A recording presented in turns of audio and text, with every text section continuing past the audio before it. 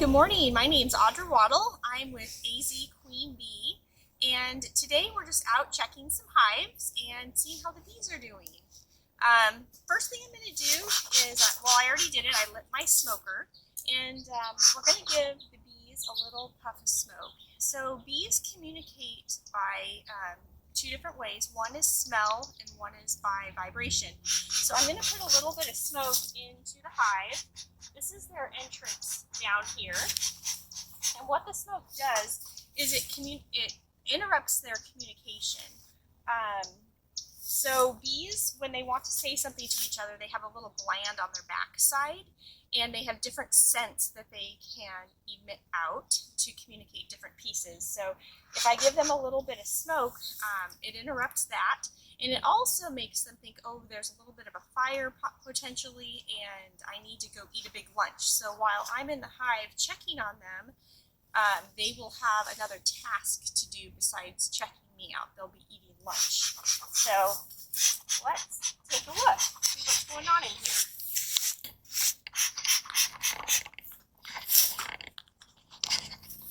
So the bees always seal everything up in the hive really well. So we use a hive tool to crack things open and move things around. Look at that. So right now, it's wintertime and there's not much food in the area. So I am giving them a little bit of food to help them survive. I've made a pollen patty that's sitting right here. I collected pollen in the spring and saved it, and then I mixed it with some thick sugar water and some vitamins. I turned it into like a thick peanut butter, and then I laid it on the hive, and you can see the bee is right on it, eating it up. The nursery of the hive needs a lot of protein, and to keep the nursery going in the wintertime, it's really helpful if I give them some food.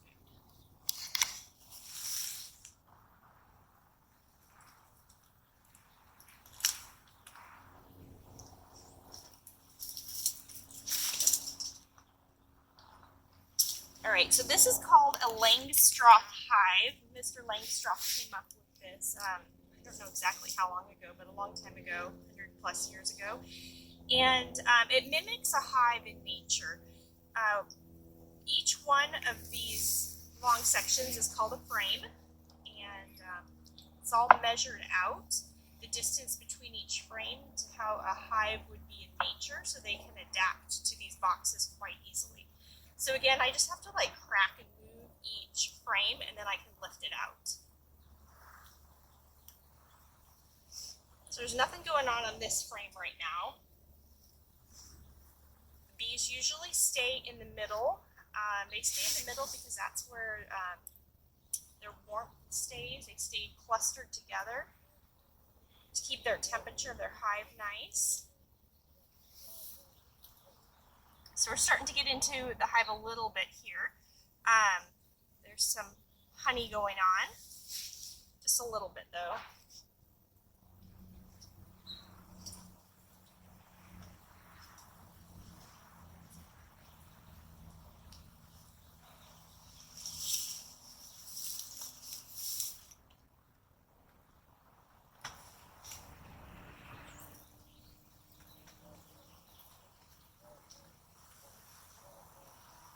So this frame's got a little more weight to it, which tells me there's more honey in it. And it's got quite a few healthy bees on it. I'm always looking for the queen. Right now I'm just seeing workers. There's always one queen per hive. The queen is mama to everybody in the hive. She's got one task and one purpose, and that is to lay larvae. She lays larvae constantly. If she's a good queen in the spring and summer, she'll lay 2,000 to 3,000 larvae per day. And then when we have a good queen that lays a lot of larvae, we have a nice strong hive.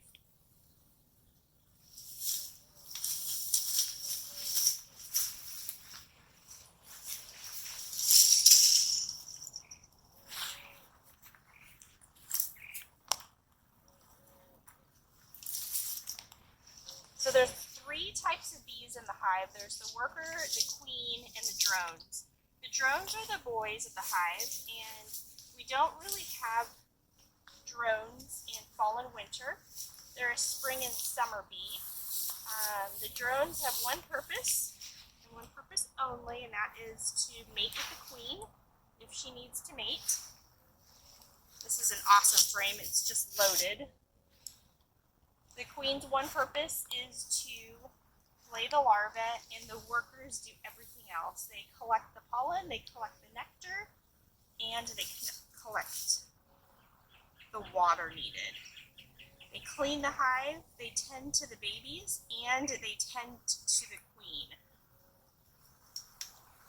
So the queen won't go and get her own food. They bring her food. She won't go and take a bath. They come and they clean her. Okay, I found the queen.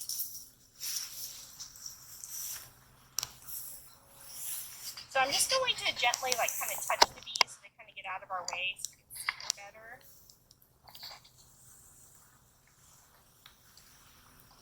Okay, now that the bees are getting out of the way, I can see that we're right in the middle of the nursery, which is really called the brood in the beekeeping world, but it means nursery. It's where the babies are.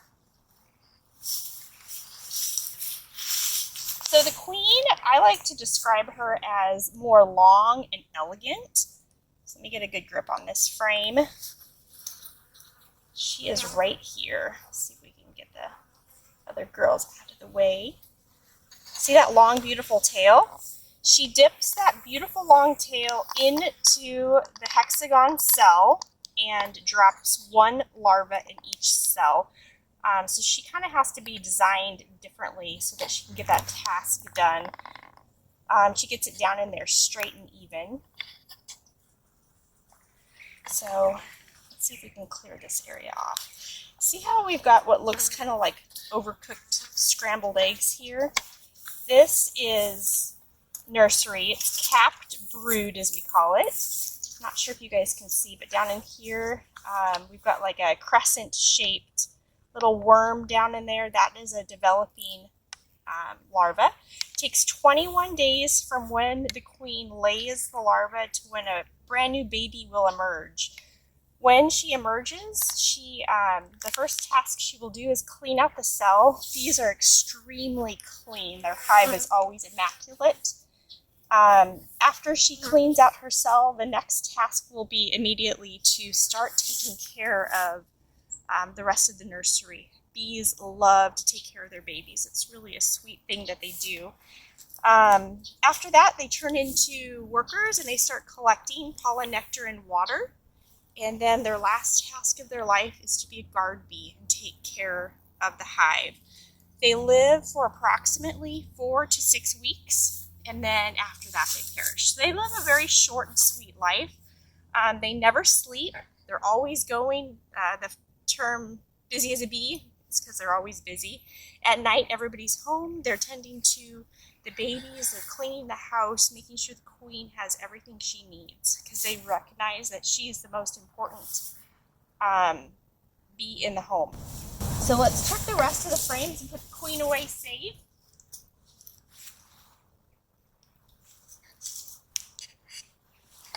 This time of year, I'm just making sure there's enough honey in the house. Honey is the bees' food, their nutrition. Honey and pollen. Pollen's kind of like their multivitamin.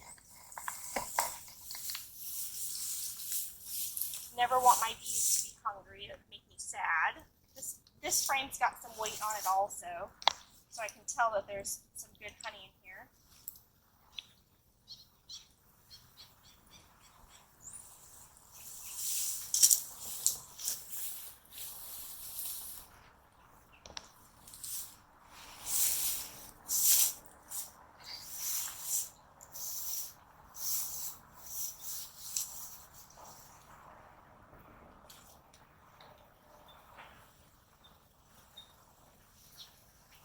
This frame is loaded with pollen. When the bees collect the pollen, They pack it into the hexagon cells. Let's see if we can get a shot. This area right in here, if you look down into the cells, there's like a light yellow or white packed down there, in there. That's pollen. When the bees leave the hive, this is kind of a fun fact, and they fly through the air, their bodies naturally become electrically charged, and then when they sit down onto the flower, the pollen just sticks to them, and they love being clean, so immediately before they start collecting the nectar, they'll just start cleaning themselves, and they take that pollen and they pack it right back here. I call it their pollen pants, and I'll see a big piece of pollen. That's always a great thing in the spring. That means the flowers are giving us what we need. They bring it back to the hive. They pack it into these hexagon cells to kind of save it and keep it until they need to feed it to their babies or if they need it themselves. So I'm always making sure there's enough pollen in the hive, and I'm making sure there's enough nectar in the hive, or honey in the hive. So this hive is looking great. Besides giving the bees the pollen patty, I'm also giving them sugar water this time of year. I make it myself. Some beekeepers use corn syrup. I don't do that. I don't prefer that. I make it myself with sugar that I just cook down in water, and I give it to them in this jar. It's got little holes in the top. Sits right here. They get kind of excited when I come and give it to them. So that's the hive in a nutshell.